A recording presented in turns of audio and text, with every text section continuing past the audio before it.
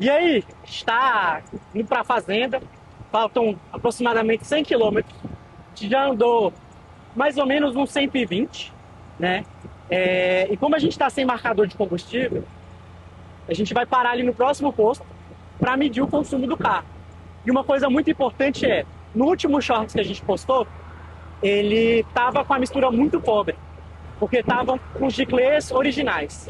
Nesse caso, a gente colocou o giclê de baixa é o mesmo e o de alta é 150, tá? Lembrando que é o carburador da Twister, ele tem a agulha a vácuo. Então o posto é bem ali, a gente vai encostar e vai medir esse consumo.